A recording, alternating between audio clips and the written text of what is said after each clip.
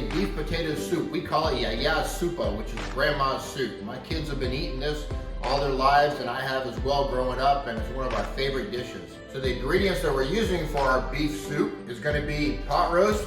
I have about 5 pounds of pot roast here. Just buy from a local grocery store. It's chuck roast, boneless pot roast. And then we're going to use 2 cans of tomato sauce, but I'll probably end up using about a can and a half. It depends on how red you want it to be, and a can and a half will be enough. We're going to use half a stalk of celery. Then we're going to use 3 onions, 5 carrots, and 4 potatoes. So our first step with Yiayia soupa, which is beef soup, grandma's soup, we're going to take our beef and we're going to rinse it off.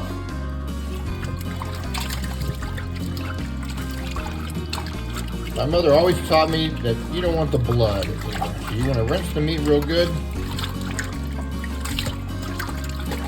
to make the best beef soup. So after you rinse off your beef, put it in the pot. You're going to cover your beef with water about 2 inches above the beef. About 2 inches.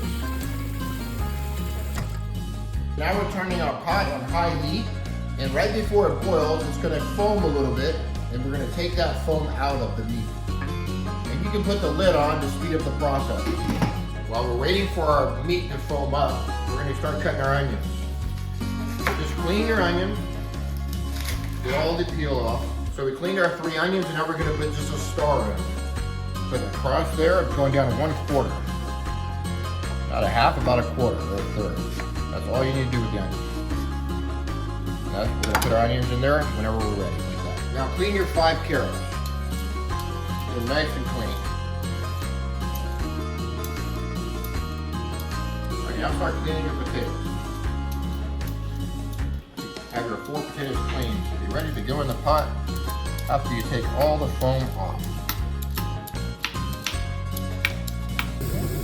After we remove all our foam, this is what our pot's going to look like. Nice and clear. So as it foams up, you're going to take it, and then you're going to strain. You want to save your juice. All you want to take off is the foam. So take out the foam. And here, strain your water. Once you get your foam, get rid of your foam. Drain your water and get rid of your foam. We clean our potatoes and we cut out the little black pieces. If there are a couple, and then rinse them off so they're ready to go into the pot, just like this. The carrots, we cleaned our carrots, so you're going to cut off your ends.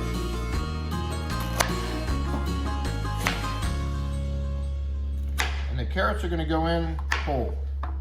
But we're going to rinse off our carrots now. And on your celery, you're just going to leave the celery whole, but you're going to cut the end off the celery.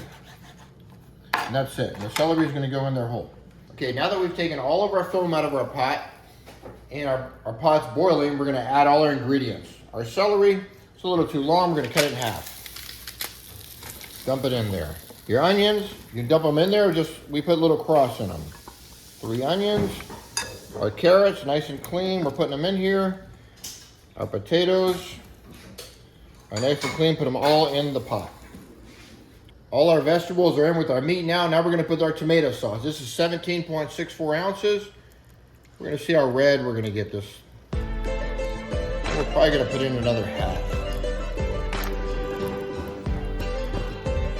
So this is the color we want about. And 1 can of tomato sauce was enough for this. So it was perfect. I did not have to add any more tomato sauce. After we put in all our vegetables and our tomato sauce, we're going to put a tablespoon of salt. 1 tablespoon. Stir it around a little bit. That's it. As your pot is boiling well on high, then we're going to start lowering the temperature to medium. The cook time depends on how way your meat is. If your meat's too tough, you want it to get more tender. So if you have very tender meat that comes out, it'll take an hour. More tough meat could be 2 hours. All right, so we've been cooking for 30 minutes. It's been boiling. And our potatoes, you can stab a fork through them, so they're good. The carrots are ready to be pulled out, but the onions are not quite ready. You can't stab your fork in them. So we're gonna pull our carrots out, one by one. We're gonna pull our potatoes out. Our potatoes have already broken up a little bit.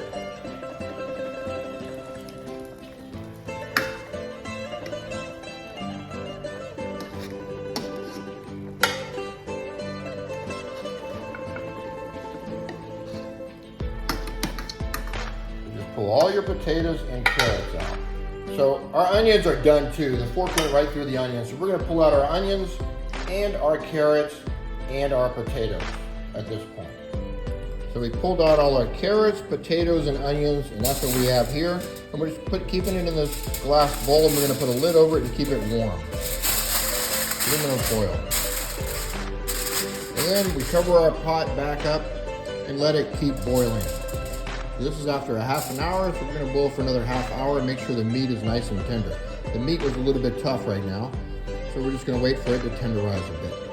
So we've been cooking our meat now for 1 hour and 15 minutes, and it is very tender. You can stick your fork all the way through it. You can cut a piece off if you like, taste it.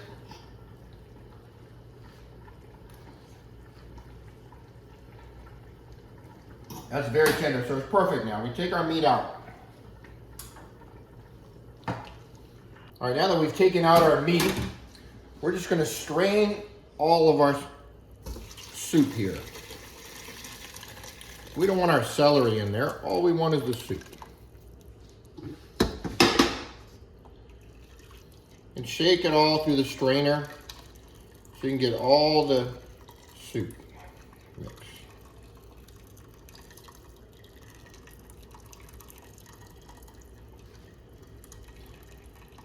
And this is where we're going to cook our orzo in.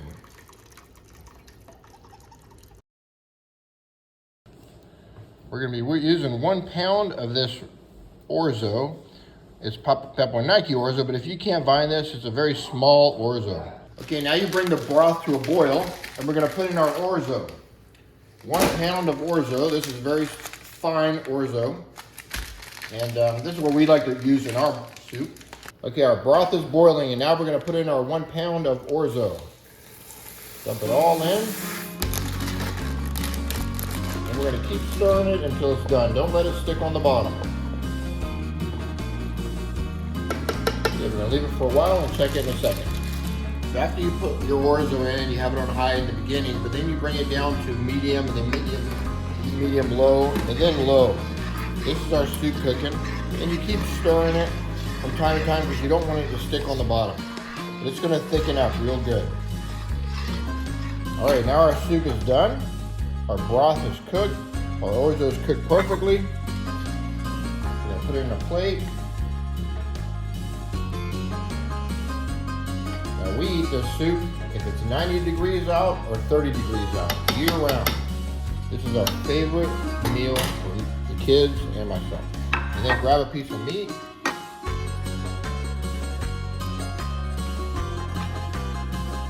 Grab a piece of meat, and then grab potato, some onion, carrot,